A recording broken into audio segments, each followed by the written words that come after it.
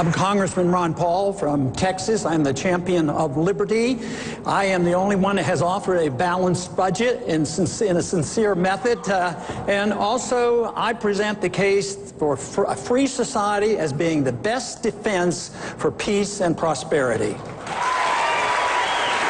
Congressman Paul, you called his plan dangerous today. Oh, it is, because it raises revenues, and the worst part about it is it's regressive. A lot of people aren't paying any taxes, and I like that. I don't think that we should even things up by raising taxes. So it is a regressive tax, so it's very, very dangerous in that thing, and it will raise more revenues. But the gentleman asked the question, he didn't even ask what we're talking about. He asked the question, what are you going to replace the income tax with? And I say nothing. That's what we should replace it with. But I do want to make a point that spending is a tax. As soon as the government spends money, eventually it's a tax. Sometimes we put a direct tax on the people, sometimes we borrow the money, and sometimes we print the money. And then when prices go up, like today, the wholesale price index went up 7% rate. And if you look at the free market, the prices are going up 9 and 10%. So that is the tax. So spending is the tax. That is the reason I offered the program to cut $1 trillion out of the first year budget that I offer. Mr. Kaine, 30 seconds. Is there any aspect of Obamacare that you would like to keep, whether it's keeping kids to stay on their parents' insurance until they're 26 or no pre-existing conditions? Really not, because he's just adding on more government. There's been a lot of discussion about medicine, but it seems to be talking about which kind of government management is best. But our problem is we have too much. We've had it for 30, 40 years. We have Medicare, we have prescription drug programs, we have Medicaid. And what we need, I mean, there's a pretty good support up here for getting rid of Obamacare because it's a Democratic proposal. And we want to opt out. I think we'd all agree on this. But if you want better competition and better health care, you should allow the American people to opt out of government medicine. And the way to do this is to not de-emphasize the medical savings account, but let people opt out, pay their bills, get back to the doctor-patient relationship. There is inflation worked into it. When the government gets involved in an industry, prices always go up. We have tort laws to deal with, and we need more competition in medicine. But the most important thing is letting the people have control of their money and get it out of the hands of the third party. As soon as you go to the government, the lobbyists line up, the drug companies line up, the insurance companies line up, and even with Obamacare, the industries, the corporations get behind it and affect the outcome, and already insurance premiums are going up. Congressman Paul, there are some Latino voters who believe that some of these strong anti-immigration laws, anti-illegal immigration laws, are actually anti-Latino laws. What do you say to them? Well, I think some people do believe that. I think offense is symbolic of that, and I can understand why somebody might look at that. But when we approach this immigration problem, we should look at the incentives, and that are the mandates from the federal government saying that you must educate and must give them free education. You have to remove these incentives, but I don't think the answer is a fence whatsoever. But in order to attract Latino votes, I think, too long, this country has always put people in groups. They penalize people because they're in groups, and then they reward people because they're in groups. But following up on what Newt was saying, we need a healthy economy. We wouldn't be talking about this.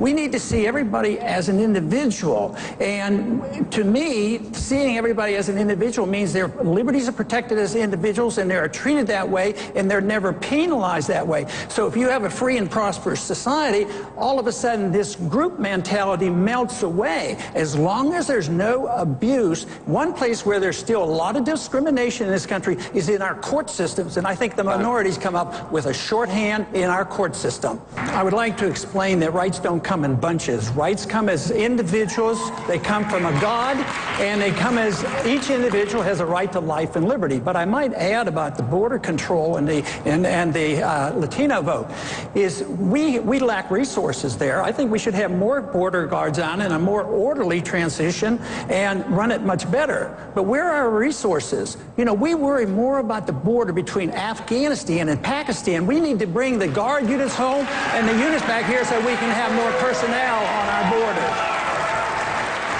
Do you support opening the National Nuclear Repository at Yucca Mountain? I've opposed this. We've had votes in the Congress. There was a time when I voted with two other individuals, the two congressmen from Nevada. And I approach it from a states' rights position. What right does 49 states have to punish one state and say, we're going to put our garbage in your state? I think that's wrong. But I think it's very serious. I think it's very serious, but quite frankly, the government shouldn't be in the business of subsidizing any form of energy, and nuclear energy, I think, is a good source of energy, but they still get subsidies. Then they assume this responsibility. Then we as politicians and the bureaucrats get involved in this, and then we get involved with which state's going to get stuck with the garbage. So I would say the more the free market handles this and the more you deal with property rights and no subsidies to any form of energy, the easier this problem would be solved. Governor Romney, where do you stand on this? Yeah. Congressman Paul was right on that.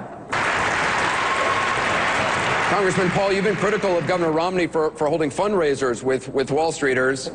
Do you think he understands what the protest is about? Do you understand? Well, I think Mr. Kaine has blamed the victims. There's a lot of people that are victims of this business cycle. We can't blame the victims, but we also have to point. I'd go to Washington as well as Wall Street, but I'd go over to the Federal Reserve. They create the financial bubbles, and you have to understand that. You can't solve these problems if you don't know where these bubbles come from. But then when the bailout came, and supported by both parties, you have to realize, 2008, Republicans were still in charge, so the bailouts came from both parties. Guess who they bailed out? The big corporations, the people who were ripping off the people in the derivatives market, and they said, oh, the world's going to come to an end unless we bail out all the banks. So the banks were involved, and the Federal Reserve was involved, but who got stuck? The middle class got stuck. They got stuck. They lost their jobs, and they lost their houses. If you had to give money out, you should have given it to the people who were losing their mortgages, not to the banks. Mr. Kaine, do you want to respond? He referenced you, so if you want to respond, you have 30 seconds. All I want to say is that Representative Paul is partly right, but he's mixing problems here. It's more than one problem. Look, the people, the bank, yes, the banks, and the businesses on Wall Street, yes. The way that was administered was not right. But my point is this. What are the people who are protesting want from bankers on Wall Street? To come downstairs and write them a check? This is what we don't understand. Go and get to the source of the problem is all I'm saying. I got to give you 30 seconds, and then we'll go to Governor Romney. Yes, the argument is the program was okay, but it was mismanaged. But I work on the assumption that government's not very capable of managing almost anything, so you shouldn't put that much trust into government. You have to trust the marketplace, and when the government gets involved, they have to deal with fraud. And how many people have gone to jail, either in the government, Fannie Mae or Freddie Mac, that participated in this, and nobody suffers the consequences? All these investigations, and yet the people who lose their jobs and lose their houses, it's their fault, that's why they're on Wall Street, and we can't blame them. We have to blame the business cycle and the economic policies that led to this disaster. Governor Romney, Congressman Paul, you've just proposed eliminating the Departments of Commerce, Education, Energy, Interior, Housing, and Urban Development. You say it'll save $1 trillion in 1 year. You're proposing a 15% cut to the Defense Department. Can you guarantee national security will not be hurt by that? I think it would be enhanced. I don't want to cut any defense. And you have to get it straight. There's a lot of money spent in the military budget that doesn't do any good for our defense. How does it help us to keep troops in Korea all these years? We're broke. We have to borrow this money. Why are we in Japan? Why do we subsidize Germany? And they subsidize their socialized system over there because we pay for it. We're broke. And this whole thing that this can't be on the table, I'll tell you what, this debt bubble is the thing you better really worry about, because it's imploding on us right now. It's worldwide. We are no more removed from this than the man in the moon. It's going to get much worse. And to cut military spending is a wise thing to do. We would be safer if we weren't in so many places. We have an empire. We can't afford it. The empires always bring great nations down. We spread ourselves too thinly around the world. This is what's happened throughout history, and we're doing it to ourselves. The most recent empire to fail was an empire that went into, of all places, Afghanistan. They went broke. So where are we in Afghanistan? I say it's time to come home.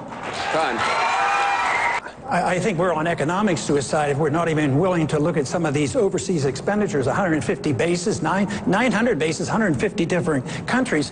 We have enough weapons to blow up the world about 20, 25 times. We have more weapons than all the other countries put together, essentially. And we want to spend more and more, and you can't cut a penny? I mean, this is why we're at an impasse. I want to hear somebody up here willing to cut something real.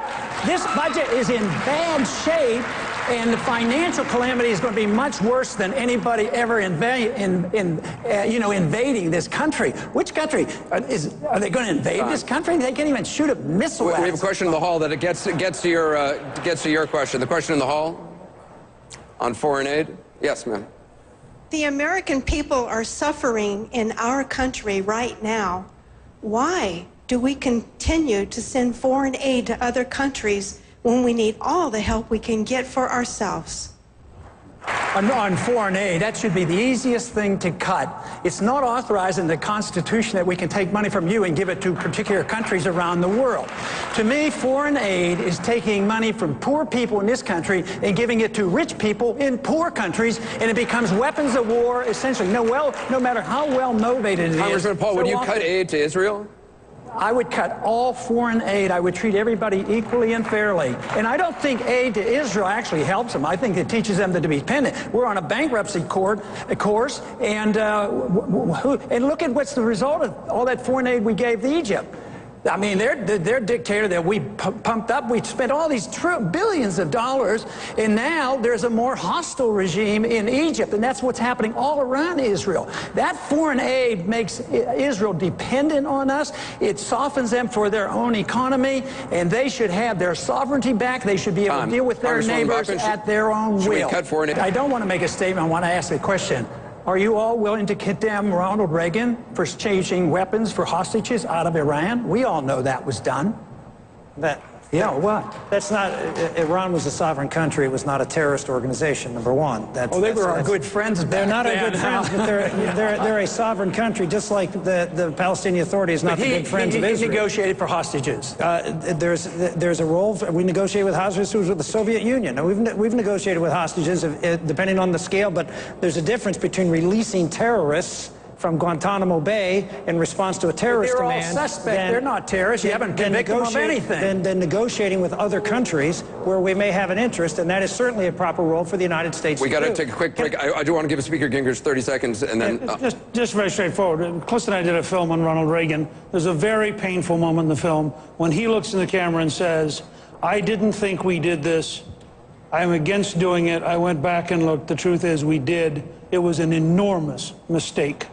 And he thought the Iranian deal was a terrible mistake.